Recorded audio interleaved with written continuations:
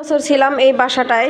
এই বাসা ছেড়ে আজকে আমরা চলে যাচ্ছি, নতুন বাসায় চলে যাব। এই দেখেন আমার গর্দরের অবস্থা, গাট্টি বুসকা রশি আরও মালপত্র নিয়েও হয়ে গিয়েছে অর্ধেক ওই বাসায়। তো এইগুলো আর কি আরও ছড়ানো ছিটানো আছে, নিয়ে যাওয়া হচ্ছে। নতুন বাসায় চলে যাচ্ছি। বাসা চেঞ্জ করে কি যে একটা কষ্ট। এই পাশে তো গ্যাস নাই, কত কষ্ট করে রান্না বান্না করা হচ্ছে। আর বেচারারা হচ্ছে যে কষ্ট করে জিনিসপত্রগুলো নিয়ে যাচ্ছে এই বাসা থেকে ওই বাসায়, তো ওদেরকে রান্না বান্না করে খাওয়াতে হবে। কি রান্না বান্না করব, এদিক দিয়ে হচ্ছে অল্প একটু শালগম দিয়ে মুরগি মাংসের তরকারি রান্না করেছিলাম, ওটাই আছে, জাল দিয়ে নিব। এখানে হচ্ছে ভর্তা শাক রান্না করে নিচ্ছি, আর হচ্ছে এখানে আলু ভর্তা বানাবো। আলুটা আগের দিন সিদ্ধ করে রেখে দিয়েছিলাম, আর আজকে হচ্ছে মরিচ ডলে রেখেছি, তেলে ভেজে ভর্তা করে নিব। আর এদিক দিয়ে হচ্ছে ভর্তা শাক রান্না করে নিচ্ছি।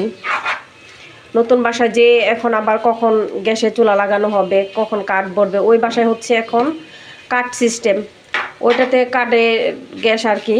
আর এইটা আর কি লাইন গ্যাস ছিল, চুলা লাগাইলেই হইতো, কিন্তু এখন তো আর ওইটা করা যাবে না। তার জন্য আর কি রান্না বান্না করে নিয়ে যাচ্ছি। দুপুরে খাওয়া দাওয়া করবো আমরা, আর হচ্ছে বাকি খাবার দাবার নিয়ে যাব। বালতি বলতে এখানে সব কিছু। তারপরে এই তো এখানে বাতরকে রাখার যে র্যাক, ওইটা এখন পর্যন্ত ফিল্টার খোলা হয় নাই, পানি ভরে নিয়ে যাচ্ছি আর কি। এই বাসা থেকে ফিল্টার করে ওই বাসায় যে কখন লাগাবে জানি না।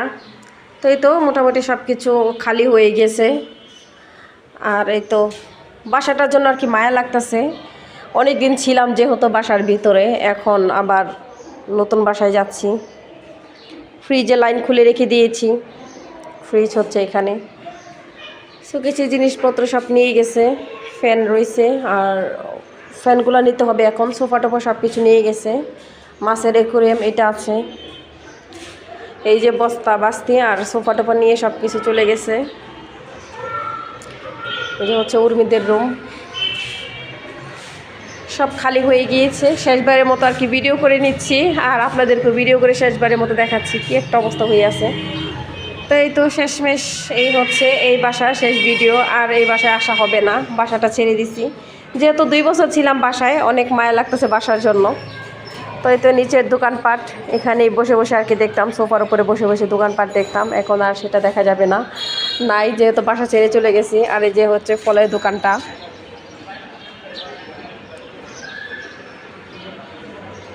আসলে কি দীর্ঘ সময় একটা বাসায় থাকলে ওই বাসার জন্য আর কি মায়া হয়ে যায়।